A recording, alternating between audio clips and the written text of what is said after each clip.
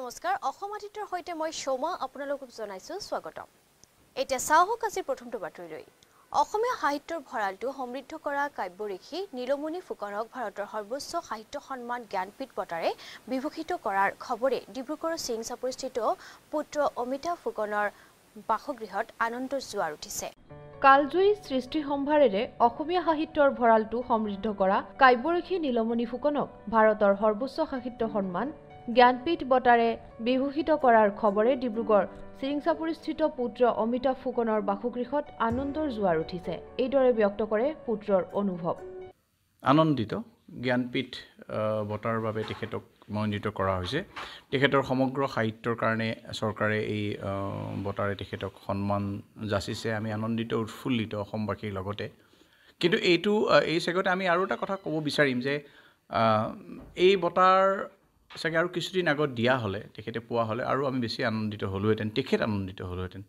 কিয় কাৰণে তেওঁ এতিয়া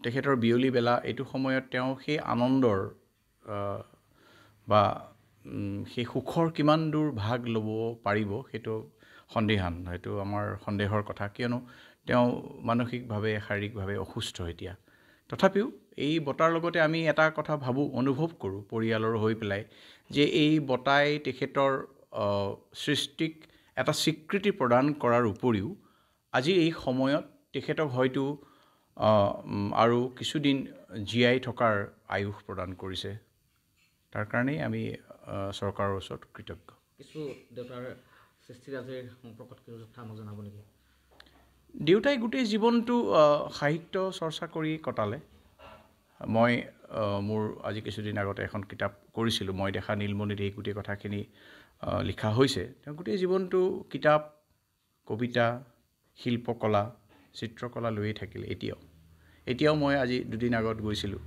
যাওঁতে তেওঁ বিভিন্ন কথা কৈছে মাজে মাজে কথাবোৰ পাহৰি গৈছে কিন্তু আকৌ সেই উভতি সেই সাহিত্য শিল্পকলা কবিতা উপন্যাস গল্প আদিৰ কথা তেওঁ মাজে মাজে অনুভৱ কৰি থাকে দেউতাৰ শাৰীৰিকভাৱে তেখেতৰ তেনেকুৱা মেডিকেলি কোনো তেওঁৰ অসুবিধা নাই কিন্তু তেওঁ মানসিকভাৱে ৰুগ্ন কথা কেতিয়াবা পাহৰি যায় পুৰণা কথাবোৰ মনত থাকে পাহৰি যায় আৰু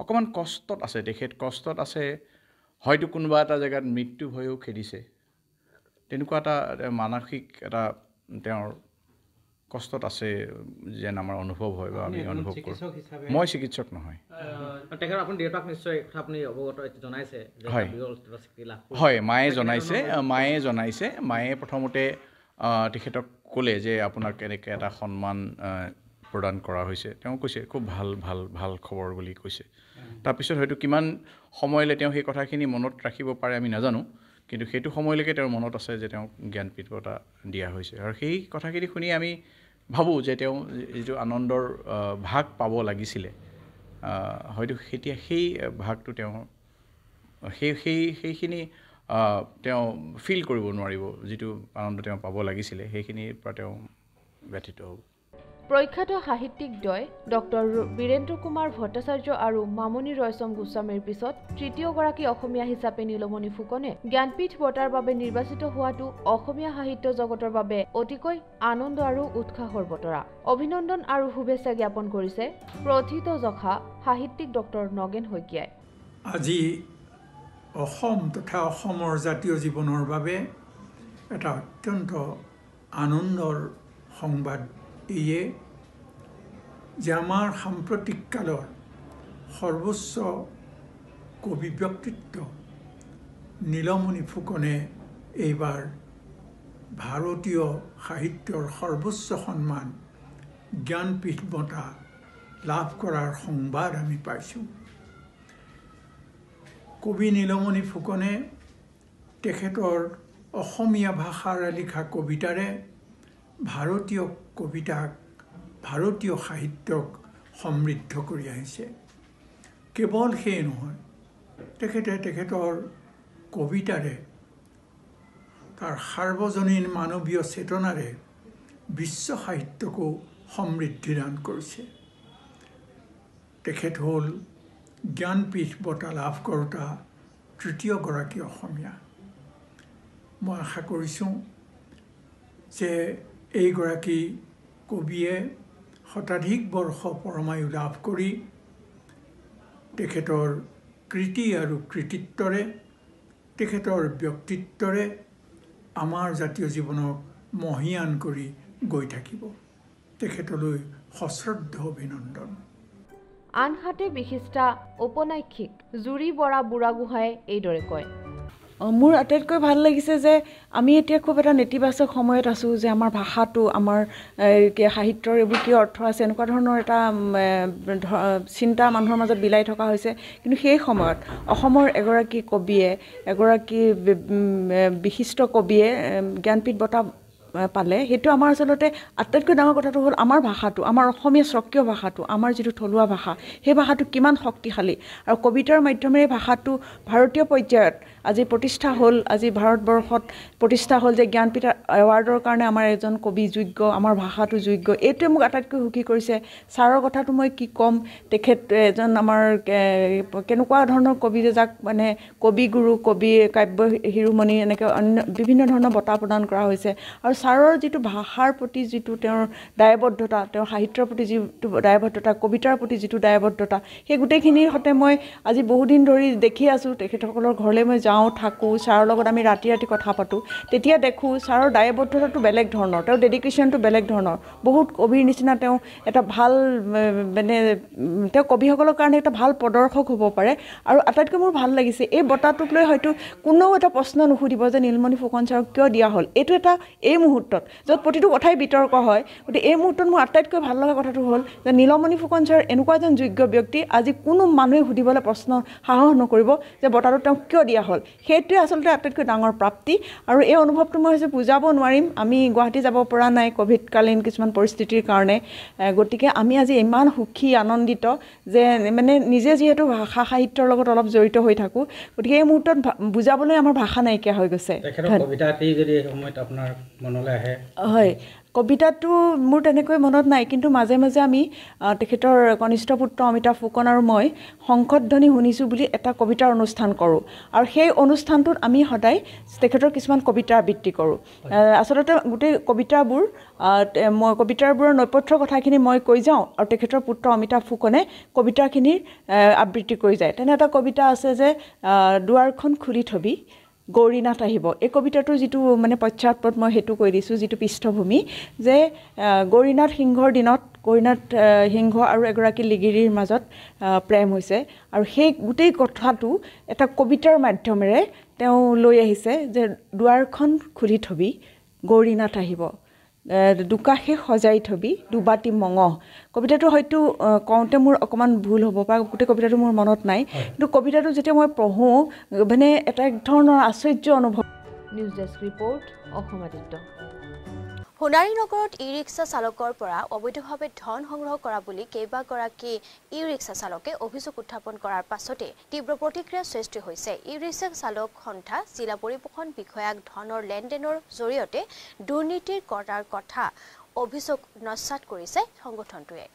সোণাৰী নগৰত ই ৰিক্সা চালকৰ পৰা অবৈধভাৱে ধন সংগ্ৰহ কৰা বুলি কেইগৰাকীমান ই ৰিক্সা চালকে অভিযোগ উত্থাপন কৰাৰ পাছতে তীব্ৰ প্ৰতিক্ৰিয়াৰ সৃষ্টি হৈছে। ই ৰিক্সা চালক সংস্থাই জিলা পৰিবহণ বিষয়াক ধনৰ লেনদেনৰ জৰিয়তে দুৰ্নীতি কৰা বুলি উঠা অভিযোগক নস্যাৎ কৰিছে সংগঠনটোৱে। ই ৰিক্সা চালক সংস্থাৰ সাংগঠনিক কামৰ বাবেহে সংস্থাৰ সদস্যসকলৰ পৰা মাচুল সংগ্ৰহ কৰা বুলি মন্তব্য কৰিছে সংগঠনটোৰ সভাপতিগৰাকীয়ে। উল্লেখ্য যে অনুজ্ঞা পত্ৰ তথা নথি পত্ৰবিহীন একাংশ ৰিক্সা পৰিবহণ বিষয়াই জব্দ কৰাৰ পাছতে ই ৰিক্সা চালক সংস্থাৰ বিৰুদ্ধে উত্থাপিত হৈছিল অভিযোগ। যিটো কালি টিভিত দেখিলোঁ, এনেকুৱা কোনো আমাৰ হেৰি নাই। আমাৰ ৰিক্সাবিলাক প্ৰায় 4 বছৰমান আগৰ পৰাই চলি আছে।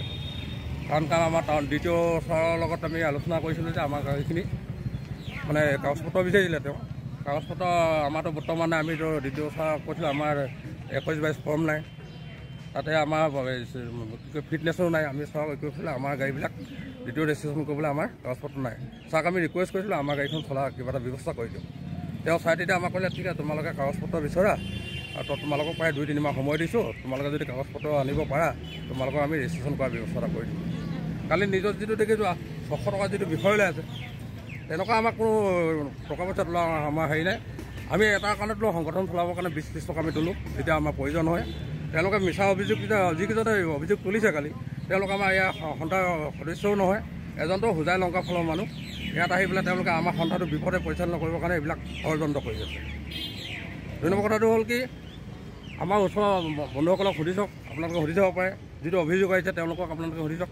টকা পইচাৰ বিষয়ত কোনো আমাৰ লেনদেন নাই। দ্বিতীয় আপোনালোকৰ পৰা পইচা লৈছে নেকি? আমাৰ পৰা কোনো টকা পইচা তেনেকুৱা বিষয়ে আমাৰ আলোচনা হোৱা নাই, তেতিয়া আমি নাজানো, আমাক কোৱাও নাই আৰু আমি তেনেকুৱা বিষয়ে আলোচনা কৰা নাই। টকা পইচা আমি পতাও নাই। আপোনালোকৰ ৰিক্সাবিলাক যে ধৰে আচলতে আপোনালোকৰ ফিটনেছৰ কাগজ পত্ৰ আমাৰ এই ৰিক্সাবিলাক এইটো কাৰণে ধৰে, আমাৰ ৰিক্সাবোৰ প্ৰায় 4 বছৰমান হ'ল, পুৰণা হ'ল। এনেইতো ৰিক্সা 3 বছৰ মানে ভেলিডিটি থাকে। কাগজ পত্ৰ নহ'লে তেওঁলোকে চিধা ৰিক্স কাটে, ফিটনেছৰ কাৰণে কাটে। আমাৰ লাইচেঞ্চো নাই, গতিকে লাইচেঞ্চৰ কাৰণেও ধৰে কেতিয়াবা।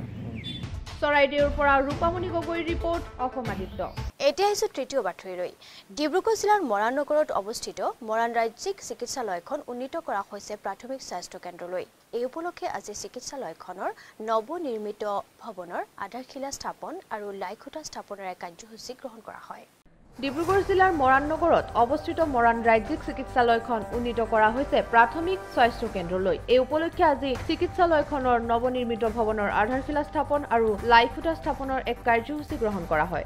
NHMৰ অধীনত মুঠ 1,48,47,422 টকাৰে নিৰ্মাণ হ'বলগীয়া প্ৰাথমিক স্বাস্থ্য কেন্দ্ৰৰ ভৱনৰ আধাৰশিলা উন্মোচন কৰে মৰাণ সমষ্টিৰ বিধায়ক চক্ৰধৰ গগৈয়ে। আধাৰশিলা অনুষ্ঠানত ডিব্ৰুগড় জিলাৰ যুটীয়া স্বাস্থ্য সঞ্চালক ডাঃ কৃষ্ণা কেম্প্ৰাই, অতিৰিক্ত মুখ্য স্বাস্থ্য আৰু চিকিৎসা বিষয়া ডাঃ কল্পনা ডেকা, মৰাণ ৰাজহ চক্ৰৰ চক্ৰ বিষয়া ডাঃ সংগীতা শৰ্মা উপস্থিত থাকে। 1905 চনতে স্থাপিত মৰাণ ৰাজ্যিক চিকিৎসালয়খনে বৃহত্তৰ মৰাণ অঞ্চলত চিকিৎসাৰ ক্ষেত্ৰত গুৰুত্বপূৰ্ণ ভূমিকা পালন কৰি আহিছে। প্ৰাথমিক স্বাস্থ্য কেন্দ্ৰলৈ উন্নীতকৰণৰ পাছতে চিকিৎসা সম্পৰ্কীয় বিভিন্ন সেৱা, জৰুৰী অস্ত্ৰোপচাৰ কক্ষ, এক্স-ৰে কক্ষ আদি নিৰ্মাণ হ'ব বুলি জানিবলৈ দিছে চিকিৎসালয়খনৰ ভাৰপ্ৰাপ্ত চিকিৎসা আৰু স্বাস্থ্য বিষয়া ডাঃ হিমাংশু বৰাই। আনহাতে আধাৰশিলা স্থাপনত অংশগ্ৰহণ কৰি বিধায়ক চক্ৰধৰ গগৈয়ে চিকিৎসালয়খন প্ৰাথমিক স্বাস্থ্য কেন্দ্ৰলৈ উন্নীত কৰাত অসম চৰকাৰৰ মুখ্যমন্ত্ৰী ডঃ হিমন্ত বিশ্ব শৰ্মা আৰু স্বাস্থ্যমন্ত্ৰী কেশৱ মহন্তক ধন্যবাদ জনায়।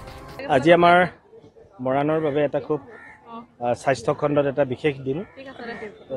116 বছৰ পুৰণি এই মৰাণ ষ্টেট ডিছপেঞ্চেৰীখন এখন ক্ষুদ্ৰ প্ৰাথমিক স্বাস্থ্য কেন্দ্ৰলৈ উন্নীত কৰিবৰ নিমিত্তে অসম চৰকাৰ তথা কেন্দ্ৰীয় চৰকাৰে 1,28,00,000 টকা প্ৰদান কৰিছে। এই 1,28,00,000 টকাৰে আমাৰ পূৰ্বতে যিখিনি এক্সিষ্টিং বিল্ডিং আছেতো আছে, যিখিনি পুৰণি হৈ গ'ল সেইকেইটা নাইকিয়া কৰি পেলাই ইয়াতে নতুনকৈ বিল্ডিং নিৰ্মাণ কৰা হ'ব।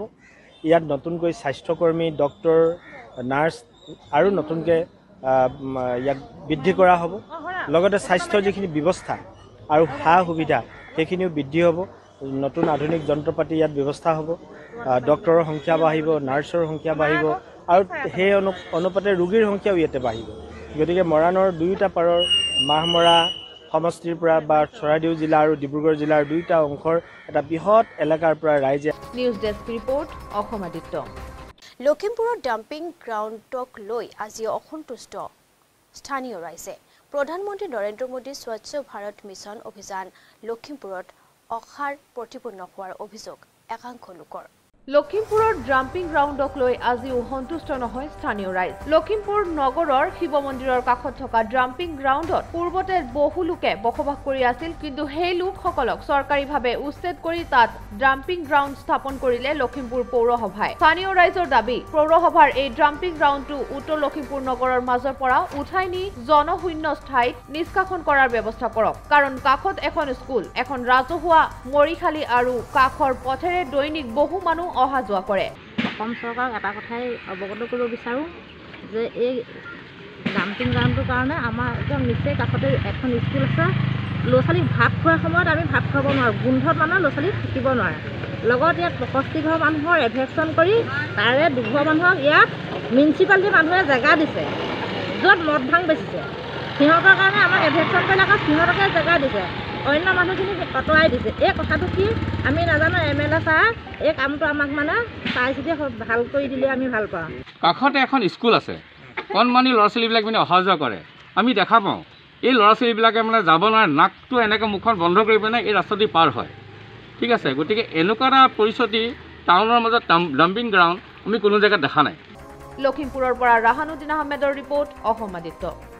লখিমপুৰ জিলাৰ আবকাৰী বিভাগে নাৰায়ণপুৰৰ বৰবালি হাৰমতিত চলাই এক সফল অভিযান। একেদিনাই 1000 লিটাৰ চুলাই নষ্ট কৰাৰ লগতে জব্দ কৰিছে বৃহৎ পৰিমাণৰ অবৈধ অৰুণাচলী সুৰা। লখিমপুৰ আবকাৰী বৃহৎ সফলতা নাৰায়ণপুৰৰ বৰবালি হাৰমতিত এই অভিযান। লখিমপুৰ জিলাৰ আবকাৰী বিভাগে নাৰায়ণপুৰৰ বৰবালি হাৰমতিত চলাই এক সফল অভিযান। একেদিনাই 1000 লিটাৰ চুলাই নষ্ট কৰাৰ লগতে জব্দ কৰিছে বৃহৎ পৰিমাণ অবৈধ অৰুণাচলী সুৰা। এতিয়ালৈকে এই অবৈধ ব্যৱসায়ৰ লগত জড়িত ব্যক্তিক আটক কৰি ন্যায়িক জিম্মালৈ প্ৰেৰণ কৰিছে মহিলাসহ 4 জনক। লখিমপুৰৰ আবকাৰী অধীক্ষক শান্তনু হাজৰিকা আৰু বিহপুৰীয়াৰ আবকাৰী পৰিদৰ্শক ৱাছিম আক্ৰামৰ নেতৃত্বত চলিছিল এই অভিযান। অভিযান কালত বৰবালি আৰু হাৰমতি অঞ্চলৰ পৰাই এই বৃহৎ পৰিমাণৰ চুলাই আৰু অৰুণাচলী সুৰা জব্দ কৰে আবকাৰী দলটোৱে। দুগৰাকী মহিলাসহ গ্ৰেপ্তাৰ হৈছে ইন্দ্ৰেশ্বৰ গগৈ আৰু প্ৰমোদ গগৈ। নাৰায়ণপুৰৰ পৰা জয়ন্ত কুমাৰ হাজৰিকাৰ ৰিপৰ্ট অসম আদিত্য। এতিয়া আহিছো শেষৰ বাতৰিলৈ। বডৌচা স্পৰ্টছ ক্লাবৰ উদ্যোগত তিনিচুকীয়া জিলাৰ গেলাপুখুৰী গাঁৱৰ যুৱ সংঘৰ সহযোগত অসম ফুটবল সন্থাৰ তত্বাৱধানত AIFF, AFC আৰু FIFA স্বীকৃত বডৌচা ক্লাব ফুটবল প্ৰতিযোগিতাৰ 13শ বৰ্ষৰ বাবে অসমৰ বিভিন্ন প্ৰান্তৰ 16টা স্থানত 4 ডিচেম্বৰৰ পৰা অনুষ্ঠিত হৈছে। বডৌচা স্পৰ্টছ ক্লাবৰ উদ্যোগত তিনিচুকীয়া জিলাৰ গেলাপুখুৰী গাঁৱৰ যুৱ সংঘৰ সহযোগত অসম ফুটবল সংস্থাৰ তত্বাৱধানত AIFF, AFC আৰু FIFA স্বীকৃত বডৌচা কাপ ফুটবল প্ৰতিযোগিতা 13শ বৰ্ষৰ বাবে অসমৰ বিভিন্ন প্ৰান্তৰ 16টা স্থানত 4 ডিচেম্বৰৰ পৰা অনুষ্ঠিত হৈছে। যোৱাকালি লীগ পৰ্যায়ৰ খেল মৰাণ টাউন ক্লাব আৰু ডুমডুমাৰ ৰাইজিং ষ্টাৰ ক্লাবৰ মাজত তিনিচুকীয়া গেলাপুখুৰী খেলপথাৰত অনুষ্ঠিত হৈছে। উল্লেখযোগ্য যে কোভিডৰ বাবে এইবাৰ বডৌচা কাপ আন্তঃৰাষ্ট্ৰীয় প্ৰতিযোগিতাখনত বিদেশৰ কোনো দলে অংশগ্ৰহণ কৰা নাই। অসম ফুটবল সন্থাৰ তত্বাৱধানত বডৌচা স্পৰ্টছ ক্লাবৰ উদ্যোগত 13শ বৰ্ষৰ বাবে এই বডৌচা কাপ ফুটবল প্ৰতিযোগিতাখন অনুষ্ঠিত হৈছে। আমি ইতিমধ্যে 12টা বছৰত 12বাৰৰ বাবে অনুষ্ঠিত কৰিলোঁ। এই প্ৰতিযোগিতাখনে আন্তঃৰাষ্ট্ৰীয় পৰ্যায়ৰ দলকো এই প্ৰতিযোগিতাত খেলিবৰ বাবে সুযোগ দিলে আৰু এই প্ৰতিযোগিতাখন আন্তঃৰাষ্ট্ৰীয় পৰ্যায়লৈ গৈছে। কিন্তু এইবাৰ কোভিডৰ বাবে আমি ভাৰতবৰ্ষৰ বাহিৰৰ দলক আনিব পৰা নগ'ল, যদিও যোগাযোগ কৰি থকা হৈছিলে বাংলাদেশ, নেপাল আৰু ভূটানকে ধৰি কেইবাখন দেশৰ। এইবাৰ 13শ বৰ্ষৰ এই বডৌচা কাপখন 16টা স্থানত অসমৰ অনুষ্ঠিত হৈ আছে। ইতিমধ্যে প্ৰতিযোগিতাখন 4 তাৰিখৰ পৰা গোৱালপাৰা, বঙাইগাঁও, মোকালমোৱা, মৰিয়নি আৰু তিনিচুকীয়াৰ কেইবাটাও স্থানকে ধৰি প্ৰতিযোগিতাখন অনুষ্ঠিত হৈ আছে। এই গেলাপুখুৰী গাঁৱৰ যুৱ সংঘৰ সহযোগত এই প্ৰতিযোগিতাখন আজিৰ পৰা তিনি দিনৰ বাবে ইয়াত অনুষ্ঠিত হ'ব আৰু বিগত বৰ্ষসমূহত বিভিন্ন ৰাইজৰ সহায় সহযোগিতাত এই প্ৰতিযোগিতাখন আমি সুন্দৰভাৱে ৰূপায়ণ কৰিবলৈ সক্ষম হৈছোঁ আৰু আমি আশা ৰাখিছোঁ আৰু এই প্ৰতিযোগিতাখনে আগন্তুক দিনত আপোনালোকৰ সহযোগতে, ৰাইজৰ সহযোগত আৰু আগবাঢ়ি যাব আৰু আমি ৰাইজৰ সহায় সহযোগিতা কামনা কৰিছোঁ। আৰু আজি এই খেলখন এই গেলাপুখুৰী গাঁৱত যিখন অনুষ্ঠিত হৈছে, ইয়াত মৰাণ টাউন ক্লাব আৰু ডুমডুমাৰ মৰ্ণিং ষ্টাৰে অংশগ্ৰহণ কৰিছে। এখন লীগ পৰ্যায়ৰ খেল। লীগ পৰ্যায়ত 3টা দলে অংশগ্ৰহণ কৰিব আৰু 3টা দলৰ ভিতৰত যাৰ যিটো দলৰ সৰ্বোচ্চ পইণ্ট হ'ব তেওঁ পৰৱৰ্তী পৰ্যায়ত নক আউটলৈ আগবাঢ়ি যাব। মাকুমৰ পৰা ননীগোপাল দত্তৰ ৰিপৰ্ট অসম আদিত্য। আজিৰ অসমীয়া বাতৰি ইমানতে। পৰৱৰ্তী বাও বাতৰিৰ বাবে চাই থাকক অসম আদিত্য। নমস্কাৰ।